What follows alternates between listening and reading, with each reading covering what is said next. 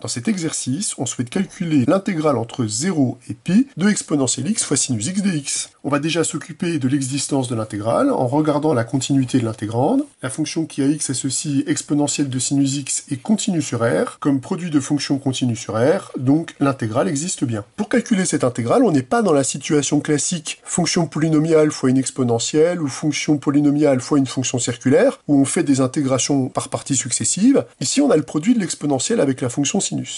Alors pour calculer cette intégrale, je vais m'appuyer sur le fait que la fonction sinus, je peux la dériver autant de fois que je veux, que la dérivée première de sinus, c'est cosinus, et que la dérivée seconde de sinus, c'est donc l'opposé de sinus. On peut donc espérer en faisant deux intégrations par partie, puisque quand j'intègre l'exponentielle, ça reste l'exponentielle, je peux donc espérer retomber après une double intégration par partie sur l'intégrale i, et récupérer une expression qui dépend de i, qui permettrait de calculer cette intégrale. Alors on va se lancer dans le calcul. On fait déjà une première intégration par partie où la fonction que je dérive, c'est la fonction sinus, qui est bien dérivable, et sa dérivée, c'est cosinus, qui est bien une fonction continue. Donc j'ai une fonction dérivable à dérivée continue, et la fonction que je vais intégrer, c'est la fonction exponentielle, que j'intègre en exponentielle. Ces fonctions-là sont bien toutes les deux continues. Donc on fait l'intégration par partie, on écrit le crochet a de x b de x, pris entre 0 et pi, moins la nouvelle intégrale, qui est l'intégrale entre 0 et pi, de exponentielle x cosinus x dx. On va calculer immédiatement le crochet. On s'aperçoit que comme sinus de pi et sinus de 0 sont tous les deux nuls, le crochet est nul. Et donc l'intégrale i est égale à l'opposé de l'intégrale entre 0 et pi de exponentielle x cosinus x dx.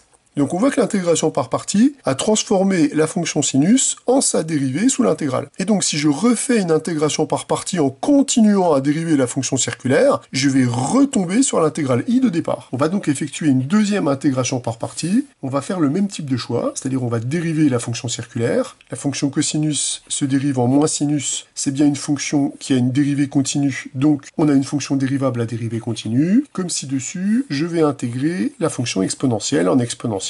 Comme b est continu à dérivée continue, l'intégration par partie est encore une fois licite. On obtient dans le crochet exponentielle de cosinus pris entre 0 et pi, moins, ça c'est le moins de l'intégration par partie, l'intégrale entre 0 et pi, du produit de exponentielle et de sinus. Donc le facteur moins va sortir de l'intégrale par linéarité, et on récupère sinus x exponentielle x dx. C'est-à-dire on récupère exactement l'intégrale de départ. Si je calcule le crochet, je récupère exponentielle de pi fois cosinus de pi. Comme cosinus de pi est égal à moins 1, je récupère moins exponentielle de pi, moins la valeur de cette expression en 0, c'est-à-dire moins exponentielle de 0 fois cosinus de 0, moins 1, plus l'intégrale i, qui est l'intégrale de départ. Si je reporte maintenant le calcul de cette intégrale ici, on n'oublie pas qu'on a un facteur moins 1 qu'on doit distribuer dans tous les termes, on récupère exponentielle pi, plus 1, moins i. Si je réécris maintenant l'égalité, on obtient que i va être égal à exponentielle de pi plus 1 moins i, ce qui permet donc de dire que 2i est égal à exponentielle de pi plus 1, et donc que i est égal à 1/2 de exponentielle de pi plus 1. On a donc bien réussi, grâce à cette double intégration par partie,